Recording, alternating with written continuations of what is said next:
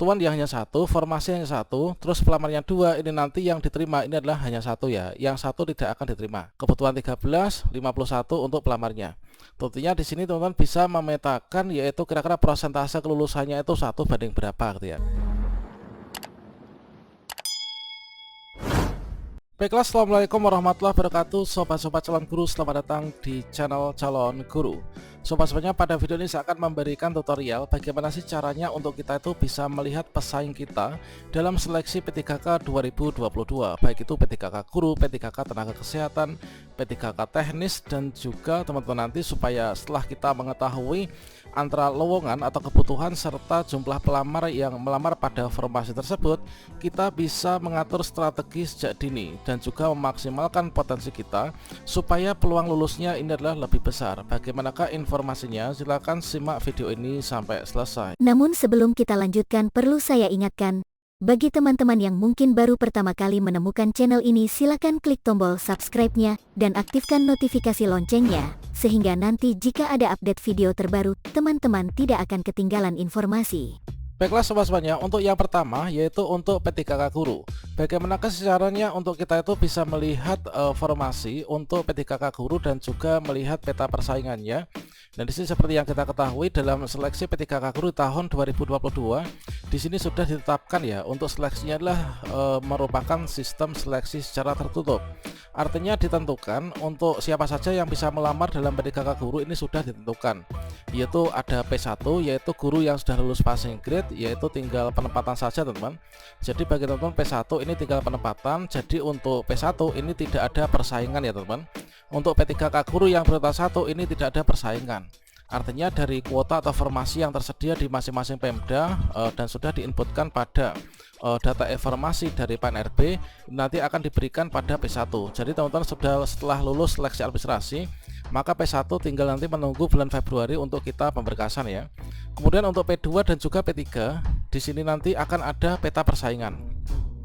Yang mana di sini untuk pelamar prioritas kedua dan juga pelamar prioritas ketiga, setelah teman-teman lulus seleksi administrasi, berikutnya adalah mengikuti seleksi kompetensi, yaitu dalam bentuk observasi.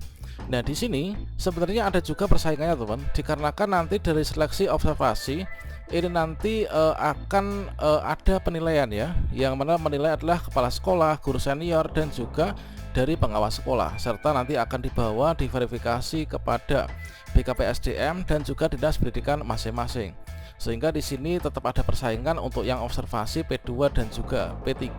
Berikutnya nanti akan didapatkan nilai yang tertinggi. Ya, mana untuk alur seleksi pelamar prioritas kedua dan juga ketiga adalah seperti ini ya. Jadi nanti setelah kita lulus pasca sanggah di seleksi administrasi, berikutnya kita ikut seleksi kompetensi dengan penilaian kesesuaian dari jenis-jenis seleksi ini. Berikutnya nanti tim penilai adalah terdiri dari 5. Nah selanjutnya di sini nanti akan diambil nilai yang paling tinggi ya. Guru nilai tertinggi ini akan lulus dan mengisi di sekolah induk selama ada kebutuhan. Kalau misalkan tidak ada kebutuhan, maka kita nanti akan ditempatkan di sekolah lain ya. Nah ini teman-teman, tentunya di sekolah tersebut yang tidak ada guru induknya. Selanjutnya di sini nanti pelamar yang lulus ditempatkan di sekolah induknya. Inilah juknis pelaksanaan seleksi ya. Ini adalah pada bab 4 bagian B3I. Nah selanjutnya di sini nanti jika kondisinya seperti ini, maka nanti misalkan saja untuk yang mendapatkan nilai tertinggi ini adalah pelamar yang ada di sekolah C dan juga sekolah D. Memang mereka nggak bisa menggeser ke sekolah A dan B, namun nanti formasinya lah ini yang akan dipindahkan seperti ini teman. Jadi kalau misalkan yang seperti ini nanti untuk melihat dari pesaingnya, dikarenakan sistem seleksinya tertutup, maka kita belum bisa untuk melihat siapa saja sih untuk pesaing kita. Yang jelas untuk teman-teman P3K guru yang prioritas kedua dan ketiga ini kita cukup belajar saja ya, memaksimalkan kompetensi tentunya. Ini nanti akan bisa lulus teman-teman. Nah seperti ini. Nah berikutnya untuk P3K yang umum. Selanjutnya untuk P3K non guru yang terdiri dari P3K teknis dan juga P3K tenaga kesehatan. Nah, untuk melihatnya siapa saja pesaing kita, maka teman-teman di sini bisa berkunjung ke sscsnbkn.go.id, kemudian kita bisa klik enter. Nah, berikutnya di sini tentunya teman-teman terlebih dahulu melihat ya untuk sekolah untuk tempat teman-teman bekerja itu di mana. Misalkan saya adalah seorang perawat misalkan, maka di sini kita bisa berkunjung dulu yang pertama-tama kita berkunjung yaitu ke web BKPP kita masing-masing.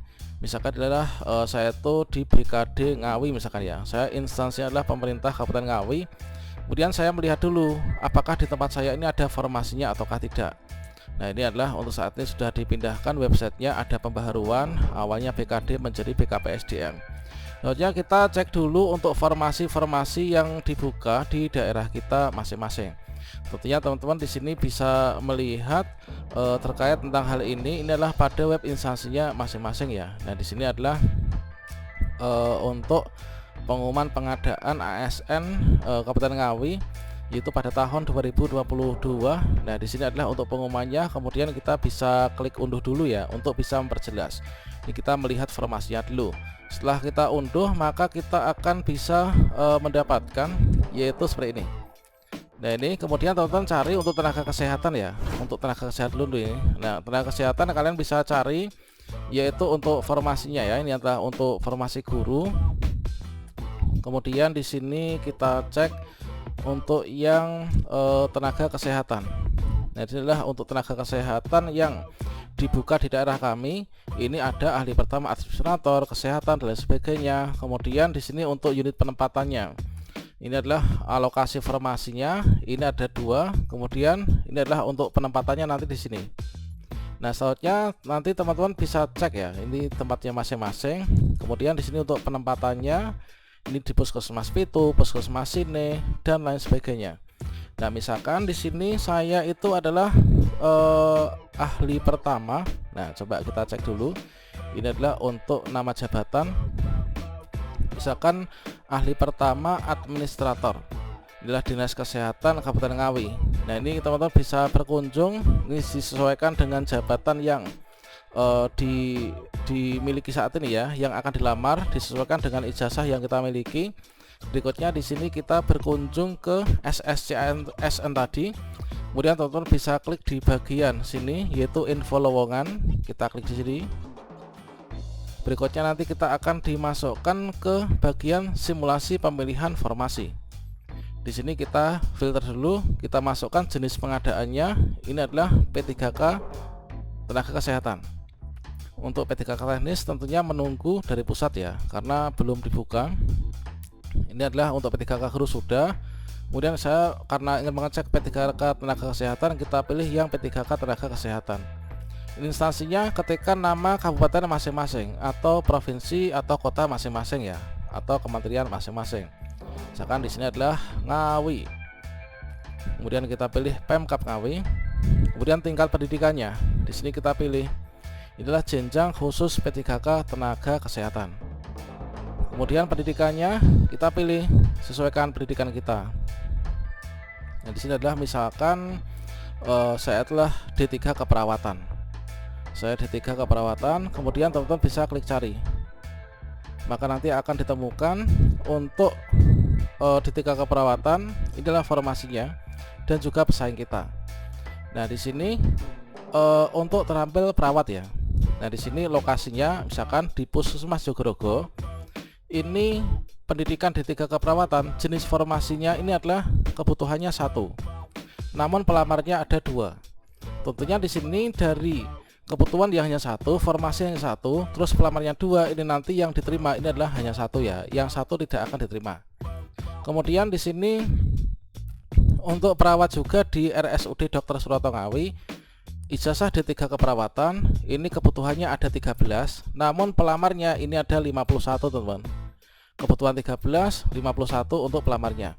Tentunya di sini teman-teman bisa memetakan yaitu kira-kira persentase kelulusannya itu 1 banding berapa gitu ya. Kemudian di sini untuk di Puskesmas Maron ini ada kebutuhannya 3, pelamarnya ada 8. Jadi nanti akan ada 5 yang nggak lulus ya, dan yang mengisi formasi ini adalah yang 3 ini. Kemudian di sini untuk kebutuhan ada 2, kemudian pelamarnya hanya 1. Nah, ini teman-teman. Kemudian kebutuhan 4, pelamar 8. Nah, bagi teman-teman yang di sini untuk kebutuhannya ini adalah lebih besar daripada pelamarnya, tentunya peluangnya ini adalah lebih besar ya, karena kita bersaing itu enggak terlalu banyak. Beda dengan ini yaitu kebutuhan 2 namun pelamarnya ada 11. Pendaftaran P3K tenaga kesehatan juga dapat dikatakan sebagai seleksi sistem tertutup ya. Dikarenakan untuk yang bisa mendaftar itu hanya 2 kategori, yaitu XTHK 2 dan juga tenaga kesehatan yang sudah terdaftar dalam SISDMK. Sehingga teman-teman ketika login dan juga mengisi biodata memilih jenis seleksi, maka nanti akan diminta untuk jika kita memilih P3K tenaga kesehatan, maka kita akan dicek dulu data kita apakah terdapat di SISDMK apa tidak. Kemudian di sini untuk masalah kompetensi, tentunya di sini teman-teman juga mendapatkan masing-masing afirmasinya ya. Afirmasi sangat berperan untuk penentu kelulusan kita. Kemudian untuk teman-teman yang P3K tenaga teknis, di sini untuk sementara belum bisa dicek ya. Misalkan di sini saya cek untuk teknis, kemudian di sini juga di Ngawi. Kemudian untuk tingkat pendidikannya kita cek pada bagian pengumuman tadi. Disinilah untuk P3K teknis misalkan. Nah di sini adalah teknis tuh mulai dari ini. Misalkan S1 pertanian. Ini adalah ahli pertama analis pasar hasil pertanian. Nah, ini adalah S1 pertanian. Coba kita cek sarjana S1. Kemudian di sini kita masih menemukan yaitu untuk pertanian.